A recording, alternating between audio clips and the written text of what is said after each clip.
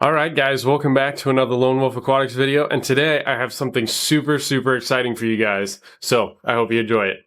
So we're going to be talking about one of my first fish ever that I was able to keep. So I had gotten into fish keeping when I was younger. My dad always had fish around the house. He was actually the one who got me back into this hobby again. Just kind of remembering all those good memories from the past when I was little, just always having fish and just how cool they were. I was like, oh, I got to get back into this. So started buying aquariums, started researching stuff, and then I got, my first beta or whatever, and that would be Lord Storm. Now, before Lord Storm, there was actually a different fish. In high school, I actually had a beta named Squirt. So I set up a little tiny aquarium. This was back when I personally believed that fish were, specifically betas, would be okay in a tiny aquarium and or vase. Yeah.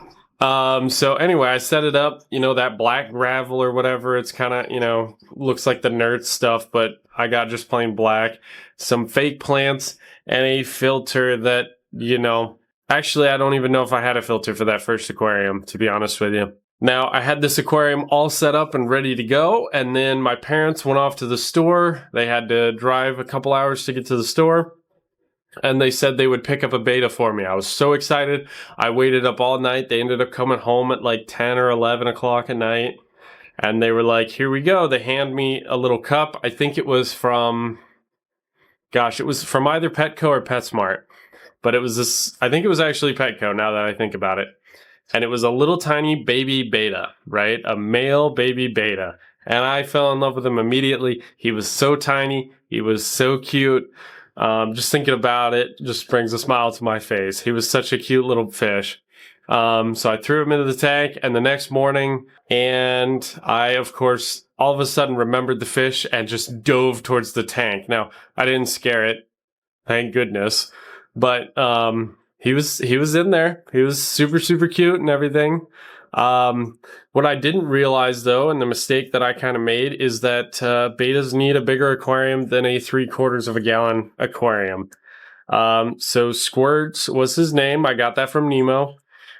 He actually ended up getting stunted, so his growth was a little stunted, so he was super small. Now that could have also been from him being a baby beta. Sometimes those are actually just the runts of the batch, so they're not always going to get as big. It happens. Either way, he was still my favorite fish, and I took such good care of him. I even taught him tricks. Good care of him outside of the small aquarium. But I taught him tricks. He actually used to jump out of the water and grab food right out of my fingertips. It was a beautiful purple and blue color, and he lived for almost 3 years. Yeah. And so it was pretty crazy to watch and just grow and do his thing. He was such a goober. He would always come up to the tank to greet me every morning, and I loved it. Now, the reason I'm telling you guys this, especially with Storm recently passing, is that fish keeping is not always going to be easy. When Squirt died, it was pretty rough, and then later on when I learned that I should keep betas in a bigger aquarium, and I should also, do a couple other things that I wasn't doing.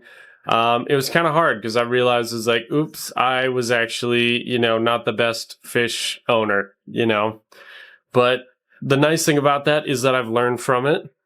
And none of my betas that I have today actually have to live through that, right? They are now living in aquariums that are well taken care of. For the most part, there's algae in some aquariums, but that's pretty normal. With live plants, almost every single aquarium that I have actually has live plants in it right now. So, and I feed them at least once a day, regular water changes, unless I'm gone. And so, I've learned from that and learned from Squirt's experience, So the reason I'm telling you guys this is really just to, fish keeping isn't always easy. There's going to be problems. You're going to make mistakes. You're going to look back on it and go, ooh, why didn't I do that instead of this? I actually have an aquarium that'll be coming up in the next couple weeks the light malfunctioned and ended up being on 24/7 for a while, and now the tank is green. Yeah, so I'm gonna have to redo that one. I've already got that in the works. That's a future video, but you're gonna look back on it and back on stuff like that and just be like, wow, okay, I could have done something very differently, you know? But that's the important thing. You're learning from it, you're growing, and you can always learn stuff even from, like I've learned stuff from this scape here. This has been set up for well over a year. It does amazing. The water is crystal clear. Like just, I mean, it doesn't even look like there's any water in there, honestly, like from just looking in the camera, you know, but looking at this, there's a bunch of things I would have done differently now, looking back on it. I still love this scape, but I could give you like 5 or 6 different reasons why I would do something different in this. But that's just because I've learned and I've grown, right?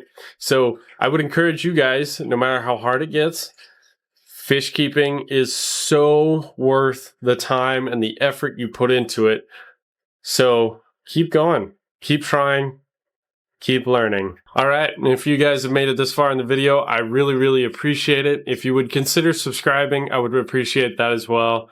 And then if you want to leave a comment or smash the like button, that would also be awesome. But you guys have a good one, and hopefully we'll see you guys in the next video. Peace.